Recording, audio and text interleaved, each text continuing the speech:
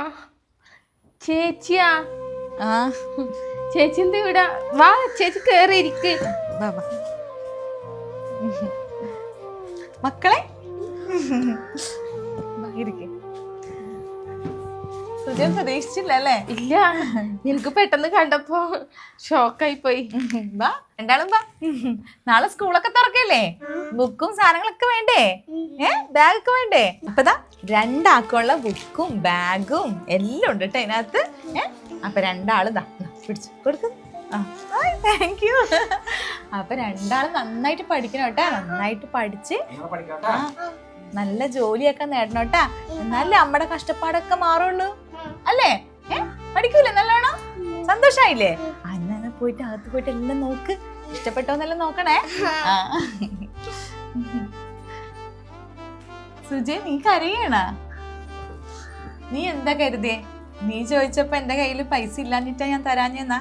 എനിക്കറിയാം ആ പൈസ ഞാൻ നിനക്ക് തന്നിട്ടുണ്ടെങ്കിൽ അത് ഇവിടെ മക്കൾക്കായിട്ട് ഒരു ഉപകാരത്തിന് എത്തൂലെന്ന്.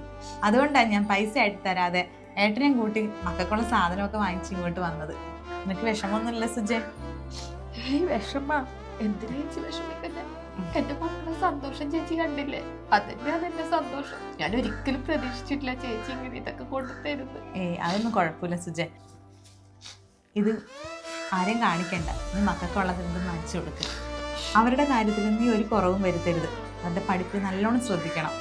പിന്നെ എന്തെങ്കിലും പോരായ്മ ഉണ്ടെങ്കിൽ നീ ചോദിക്കാനും മടിക്കരുത് കേട്ടല്ലോ. നിന്റെ കഷ്ടപ്പാടുകളെല്ലാം തീരും സുജയ്, എല്ലാം തീരും. ഞാൻ പോട്ടെ? ചേച്ചി എന്തെങ്കിലും വെള്ളം കുടിച്ചിട്ട് പോവാ. ഇരിക്ക്. വേണ്ട വേണ്ട, ഏട്ടൻ ചായ കുടിച്ചിട്ട് പോവാ. വേണ്ട സുജയ്, കുഴപ്പമില്ല. എന്തായാലും ഞാൻ വന്നത് ആരും അറിയണ്ട. ഞാൻ പോട്ടെ സുജയ്. പിന്നെ സുജയ്, ജീവിതത്തിൽ യാതൊരു ഉപകാരമില്ലാത്തവരുടെ കൂടെ ജീവിതകാലം മുഴുവനും നരകിച്ച് ജീവിക്കണമെന്ന് യാതൊരു നിർബന്ധവും ഇല്ല കേട്ടാ. പോട്ടെ. ജീവിതം അതൊന്നേ ഉള്ളൂ. എല്ലാം ഒരു നാൾ ശരിയാകുമെന്ന് കരുതി കാത്തിരുന്നാൽ ചിലപ്പോൾ ആ കാത്തിരിപ്പ് ഒരു തീരാ നഷ്ടമായി തീർന്നേക്കാം.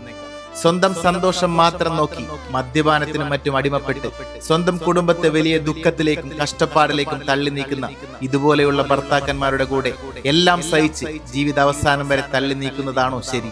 അതോ ഈ കഥയിലെ ഈ ചേച്ചി പറഞ്ഞതുപോലെ ജീവിതത്തിൽ യാതൊരു ഉപകാരവും ഇല്ലാത്തവരുടെ കൂടെ ജീവിതകാലം മൊത്തം നരകിച്ച് ജീവിക്കണമെന്ന് യാതൊരു നിർബന്ധവുമില്ല, അതാണോ ശരി?